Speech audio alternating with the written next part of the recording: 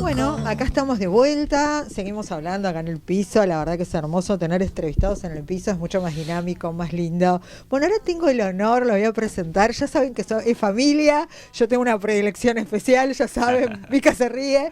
Bueno, es familia, la vamos a presentar el señor, oficialmente, así muy serio, Nicolás Abrate. Sos director... Soy director de programas especiales para la diversidad sexual de la provincia de Buenos Aires. Del Ministerio de la Mujer. Del Ministerio de las Mujeres, Géneros y Políticas de Diversidad. Viste que tiene un nombre larguísimo.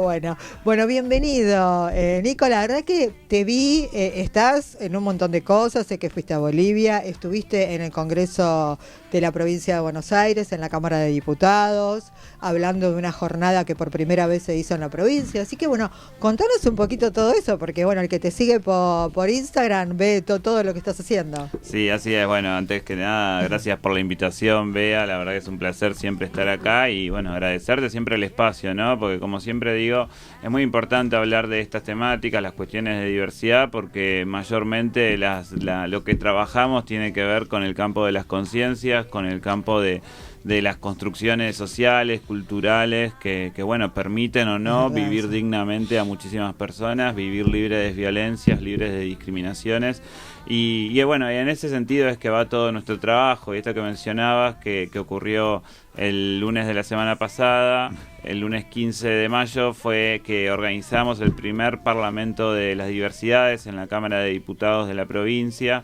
Que bueno, fue una instancia de generar una caja de resonancia para la comunidad de gays, lesbianas, bisexuales, travestis, trans, no binarias, intersex, entre otras identidades de la provincia de Buenos Aires, a través de sus representaciones en las direcciones de diversidad de diferentes municipios de la provincia y organizaciones sociales, políticas, sindicales de diversidad sexual. Que bueno, llenaron ese recinto, ocuparon las bancas, tomaron la palabra, pudieron debatir sobre distintos ejes que preocupan a la comunidad en cuanto a las situaciones de discriminación que seguimos registrando en el territorio bonaerense a lo largo y ancho de los 135 municipios, y que me parece que la visibilización y que se escuchen estas voces es un paso esencial en ese trabajo por erradicar el odio o la discriminación hacia nuestras identidades. Nosotros desde el Ministerio trabajamos con muchísimas capacitaciones, con un programa de formación de promotoras y promotores en materia de políticas de diversidad sexual, y siempre decimos que esa formación empieza primero con una visibilización de las diferentes identidades, de las diferentes problemáticas que vivimos desde esas identidades, y después pasar a una instancia de concientización, porque entendemos que si bien hay personas que bueno, discriminan por una cuestión ideológica, creemos que son minoría, que la mayoría de las personas que recaen en una situación de discriminación son personas de buena fe, que al conocer, que al entender, revén esas situaciones. Lo hemos comprobado la mayoría de las personas LGTBI con nuestras familias, que cuando salimos del armario, como se dice comúnmente, que cuando transicionamos, si una persona tiene buena fe y vos le contás, le explicás, enseguida cambia la manera de referirse, cambia muchos actos, la manera de mirar. Más de todo cuando es familia, porque tiene que ver con la edad y con otros paradigmas y con otras formas que fuimos educados. Con prejuicios. Con prejuicios, una época que estaba mal visto, eso también lo habíamos hablado, ¿viste? Tiene más que ver a veces con eso, y cuando empezás a entender, decís, no era lo que yo creía, ¿viste? Es como que la gente ya... Un poco el prejuicio me parece que quedó un poquito de lado. Hay algunos poquitos. Es que tiene que ver, digamos, con un sentido común que ha imperado a lo largo de nuestra historia reciente, y no tan reciente también, donde se instauró que hay una normalidad basada de cómo una persona tiene que ser, basada en su genitalidad.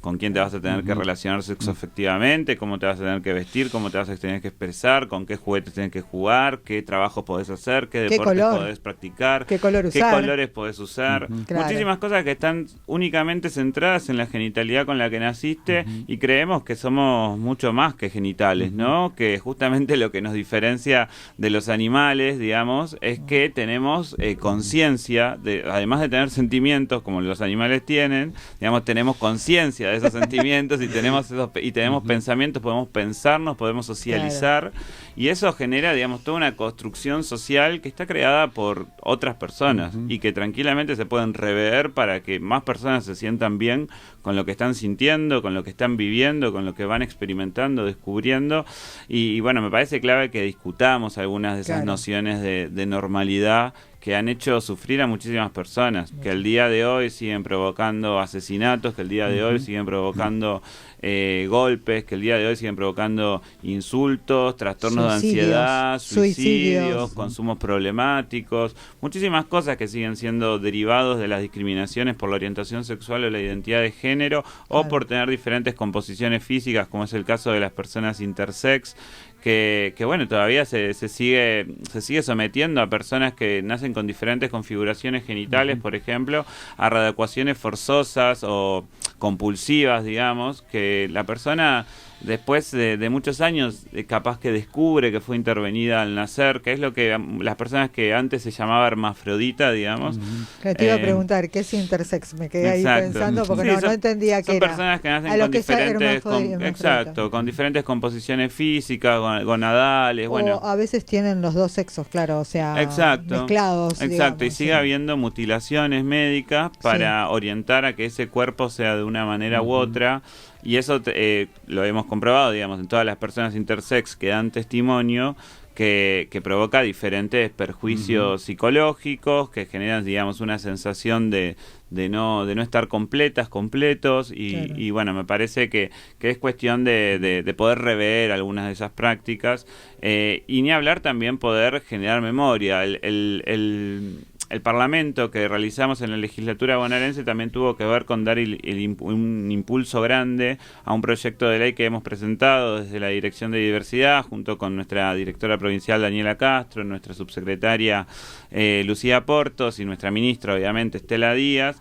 Un proyecto que creamos, que escribimos, y que el gobernador Axel Kicillof le estampó su firma y la mandó con una carta de recomendación a la legislatura bonaerense, que es el proyecto de ley Reconocer es Reparar, que viene a reparar a las víctimas de la violencia institucional basada en normativa bonaerense que criminalizaba identidades LGTBI y particularmente criminalizaba a personas travestis y trans, como por ejemplo a través del artículo 92, inciso E, del Código de Faltas Provincial, que penaba a las personas que se vestían con ropa del sexo opuesto. También había otros edictos o contravenciones. Que podías ir preso, había contravenciones. Exacto, que hablaban del escándalo en la vía pública, que era muy interpretado a gusto y piacere del oficial de turno, ¿no? Y por lo general siempre terminaban cayendo las mismas personas, digamos, que no se adecuaban a la normalidad que antes mencionábamos. Y no solamente había detenciones, sino que hubo torturas, golpes, persecuciones.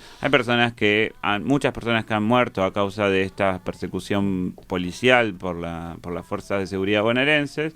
Pero también hasta inclusive hay personas que han quedado incapacitadas por las torturas que han sufrido dentro de calabozos o en la vía pública a través de la fuerza de seguridad.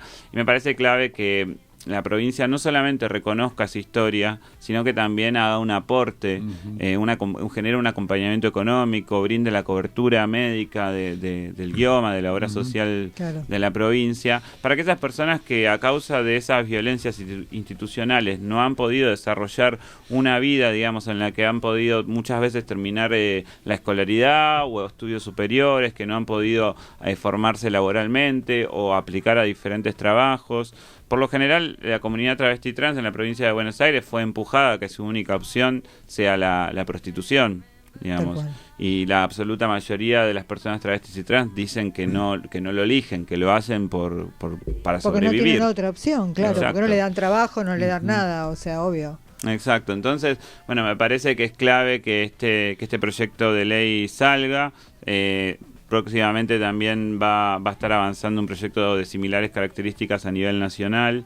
O sea, ¿Hay posibilidades de que salga este proyecto? ¿Se está tratando en la Cámara de Diputados? Ya está avanzando en su tratamiento. Estamos prontos a tener dictamen de la primera de las 4 comisiones por las cuales tiene que pasar este proyecto, así que somos optimistas y estamos también impulsando y ahí empujando para que está adelantado, porque si ya tenés la primera comisión que va a dar dictamen, va a las otras y después ya se debate en el recinto. Las etapas legislativas.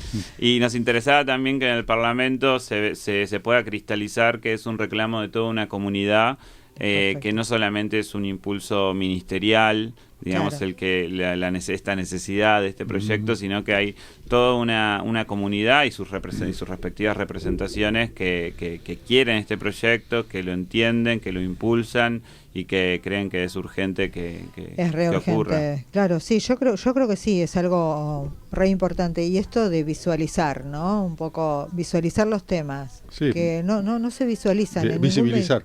Visibilizar, exacto, ¿viste? Son temas que, bueno, pero hay tantos temas que quedan ahí como hablamos recién de los refugios. Hay tantas cosas que no se hablan y hay que hablarlas, hay que decirlas. Totalmente. Y para nosotros porque existen y están, y hay que decirlas, totalmente. Y hay que hacerlas, y para y hay que nosotros, tratar de mejorar. No solamente hay que visibilizar la situación actual y las cuestiones actuales de la comunidad LGTBI, sino también poder reconstruir una memoria que ha sido muy acallada, que ha sido muy cercenada.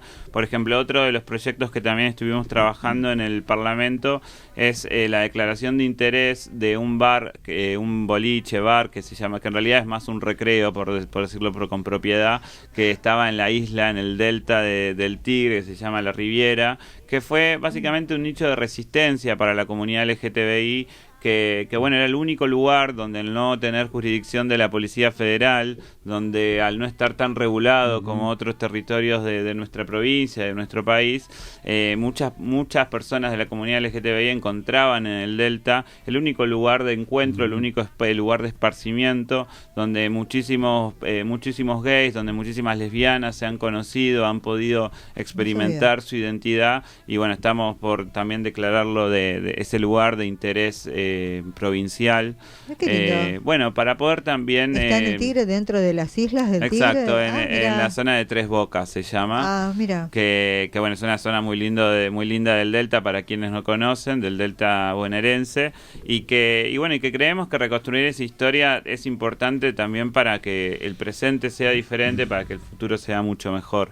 Obvio. Porque justamente si hablamos de generar un sentido común más amplio, que no deje afuera a nadie, tenemos que entender también de dónde venimos, todo lo que se ha sufrido y por qué hoy en día seguimos teniendo expresiones como la de una candidata a vicepresidenta que dice que derogaría la ley de matrimonio igualitario, comparándola con la unión civil como si fueran lo mismo. Es decir, desconociendo el derecho, ¿no? Porque obviamente el matrimonio... No tiene nada que ver una cosa con la otra. Exacto, sí. El matrimonio igualitario, una de las principales cuestiones que generó es que las parejas puedan tener derecho a heredar cuando uno de los dos fallece, por ejemplo, entre otras cosas. Hay muchos ¿no? derechos. El derecho a adoptar, el derecho a tener hijos, hijas.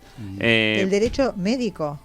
Hay un tema, que hay una parte que yo escuché que muchos de la comunidad LGTBI más se preocupaban, porque cuando, por ejemplo, estaba internado uno de la pareja, al otro de la pareja le decían que no porque no tenía derechos o porque no estaba casado, porque algunos temas médicos lo tiene que autorizar el esposo, o en su defecto, esposa, no sé, lo que sea, o si no van los padres. Hay temas médicos cuando son cirugías o trasplantes, estamos hablando de cosas muy, muy graves, o de decisiones que el paciente no puede decidir, y en esos casos los dejaban de lado. Y venía la familia capaz de la persona que estaba internada y le decía, no, vos no eras nada, te vas, y aparecía uno cualquiera que hacía cualquier cosa. Esos derechos solamente se obtienen a través del matrimonio. Tal cual. Es otro de los tantos derechos que mucha gente por eso repudiamos tajantemente expresiones como la de la candidata del Partido Libertario, la verdad que no sé bien cómo se llaman. Que es el partido de Milei. Exacto, sí, que lo repudiamos porque no podemos volver para atrás. No. Acá, digamos, ya tenemos un piso de derechos, una base de derechos que no puede perderse, que tenemos que defenderla, que tenemos que ser conscientes también de que está siendo amenazada esta base de derechos. Hemos visto experiencias como la de Brasil con Bolsonaro, donde hubo un retroceso en materia de derechos para nuestra comunidad LGTBI más también, que la tenemos que tener presente y que nos tiene que servir también para ver de qué maneras nos damos estrategias que permitan, no solamente mantener lo que tenemos, sino también ir por lo que nos falta. Y parte de estos proyectos que mencionaba, como el de reconocer es reparar, como la declaración de interés, entre otros, dialogan con las políticas que ya venimos llevando adelante desde el Ministerio.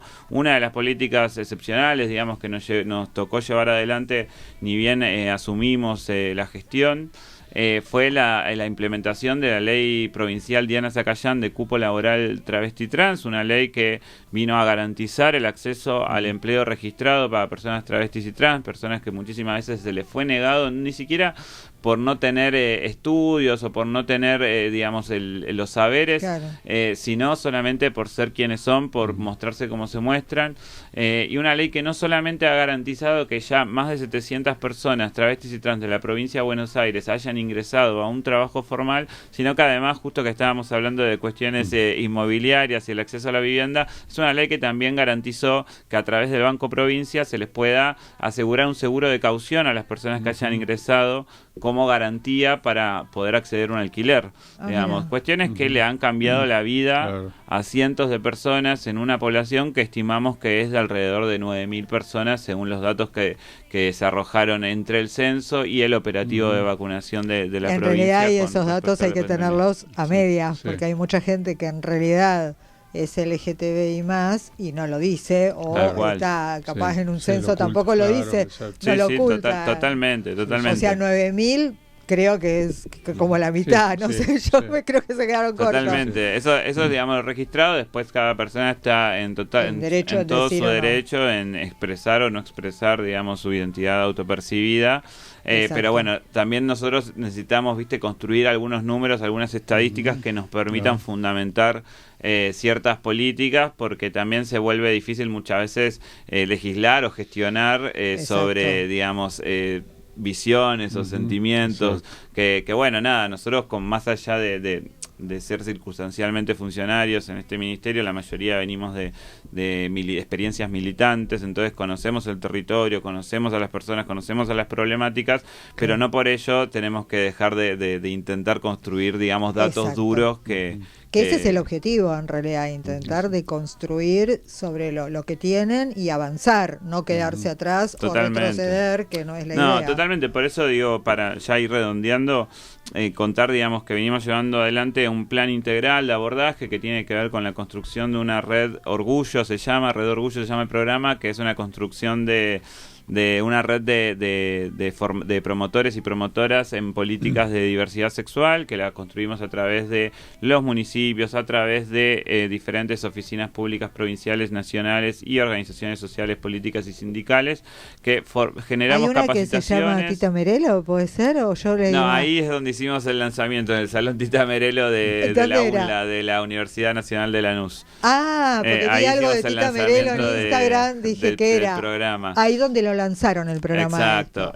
Y estamos capacitando y formando gente. Hasta ahora, digamos, en menos de 2 meses de haber lanzado el programa, ya hemos capacitado a más de 600 personas, que en definitiva la mayoría terminan siendo trabajadores de, no sé, los registros civiles, escuelas, hospitales, de diferentes lugares, que lo que buscamos es que haya buenas prácticas en materia de derechos humanos, en materia de no discriminación, y que además de generar una base de entendimiento o una comprensión mínima, una base de comprensión sobre estos temas, también generar una red de contención que esté conectada entre sí, es decir, que haya una referencia que sepa cómo abordar un caso de discriminación, una referencia que sepa cómo acompañar a una persona LGTBI en una transición, en una salida del armario, en la escuela, pero que además esté conectada con la persona que trabaja en el consultorio inclusivo en el hospital de la zona, que además esté conectada con el área de diversidad del municipio, que esté conectada con una organización, por ejemplo, de abogados, de abogadas, de abogades, que pueda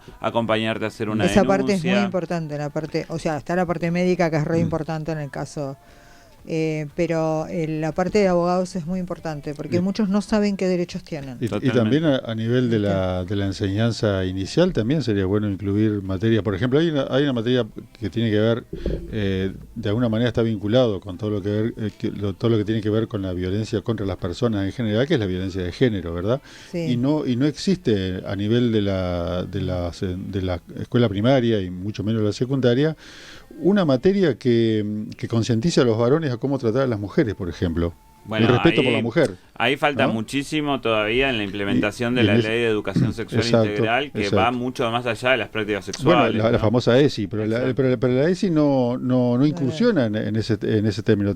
Por ahí te capacita, por decirlo de alguna manera. Te enseña algunas cuestiones que tienen que ver con la sexualidad y demás, pero no en el tratamiento interpersonal, básicamente, que es lo que está relacionado con lo que dice él, ¿verdad? Y también en general con la conducta de los hombres respecto de las mujeres. Totalmente. Eso también es muy importante. De hecho, me hacen acordar, tenemos otro programa dentro del Ministerio que se llama el programa Yendo, que trabaja sobre los noviazgos sin violencia, por ejemplo, en adolescentes. Es un programa que se trabaja justamente en ámbitos escolares, también en clubes, en diferentes lugares donde están los adolescentes, las adolescentes, que busca justamente reducir esos niveles de violencia y generar mayores entendimientos de cómo relacionarse de una manera más amena, que también dialoga con el trabajo que se hace desde la Dirección de Promoción de Masculinidades sin Violencias, que justamente habla sobre de construir también otro sentido común, que es el sentido común patriarcal, machista, de superioridad del hombre por sobre la mujer y sobre otras identidades. Bueno, me parece que es muchísimo lo que hay que trabajar, por eso también... ¿Cómo se puede acceder, antes que sigas, cómo se puede acceder a esos programas? Por un lado, el que está escuchando, es importante saber cómo se accede a los programas. Por un lado, pueden entrar en todas las redes del Ministerio de las Mujeres, Políticas de Género y Diversidad Sexual de la provincia de Buenos Aires, así figura en el Facebook, y si no en el Instagram figura como Min Mujeres PBA con B larga. También pueden conectarse con nuestra línea de atención por WhatsApp, que hemos creado también desde la Dirección de Diversidad, que es una línea de atención que no te atiende una inteligencia artificial, como ocurre ahora en muchos lugares, que te responde una maquinita, sino que te atienden personas de verdad, personas LGTBI además, que van a entender de lo que le pueda estar pasando a cualquiera de las personas que se conectan. Se puede conectar desde todo el territorio bonaerense, escribiéndonos los días lunes, miércoles y viernes de 10 a 15 horas, escribiendo al 221-522-0800.